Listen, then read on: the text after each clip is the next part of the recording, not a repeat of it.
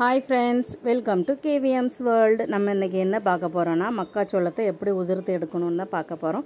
உங்களுக்கு ஒரு ஈஸியான ட்ரிக் சொல்லித்தரேன் வாங்க. ரொம்ப ஈஸி, சின்ன பிள்ளைகள் கூட இதை பண்ணிடுவாங்க.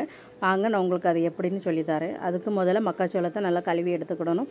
கழுவிட்டு அதுக்கு பிறகு அதை பாதியாக உடச்சி வச்சுக்கிடணும். பாதியாக உடச்சிட்டு அது ஒரு சின்ன கத்தி எடுத்துக்கணும். அந்த கத்தி கொஞ்சம் கூர்மையாக இருக்கணும். அந்த கத்தியை வச்சு ஃபஸ்ட்டு ஒரு 2 லைன் நம்ம எடுத்துடணும். அப்போ அந்த 2 லைன் நம்ம எடுத்துட்டோன்னா அதுக்கு பிறகு நம்மளுக்கு அதில் கொஞ்சம் கேப் கிடைக்கும். அந்த கேப்பில் நம்ம கை வச்சு அழுத்தி எடுத்தோன்னா அது டக்கு டக்குன்னு உதிர்ந்து வந்துடும்.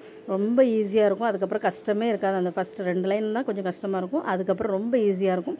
நீங்கள் அந்த 2 லைன் எடுத்துகிட்டு சின்ன பிள்ளைகள்கிட்ட கொடுத்தா 2 செகண்டில் அவங்க ஜாலியாக என்ஜாய் பண்ணிவிட்டு அவ்வளோத்தையும் உதிர்த்து எடுத்துருவாங்க.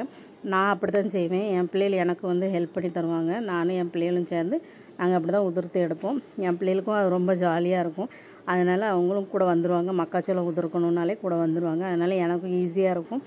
அப்படி நீங்களும் இதை ட்ரை பண்ணி பாருங்கள். நான் ஒன்று பாருங்கள் ஃபுல்லாக உடச்சி எடுத்துகிட்டு நான் இப்போ இன்னொன்று உங்களுக்கு உடச்சி காட்டுறேன். இந்த ட்ரிக்கை நீங்களும் யூஸ் பண்ணி பாருங்கள். ரொம்ப ஈஸியாக இருக்கும். இதை யூஸ் பண்ணிவிட்டு நல்ல நல்ல டிஷ்லாம் நிறைய பிள்ளைகளுக்கு பண்ணி கொடுங்க. கார்ன் ரொம்ப உடம்புக்கு நல்லதும் கூட. அதனால் அடிக்கடி இதை சாப்பாட்டில் சேர்த்துக்கோங்க. இந்த வீடியோ உங்களுக்கு பிடிச்சிருந்துச்சுன்னா லைக் பண்ணுங்கள், ஷேர் பண்ணுங்கள், கமெண்ட் பண்ணுங்கள். என் சேனலுக்கு சப்ஸ்கிரைப் பண்ணுங்கள். பாய்.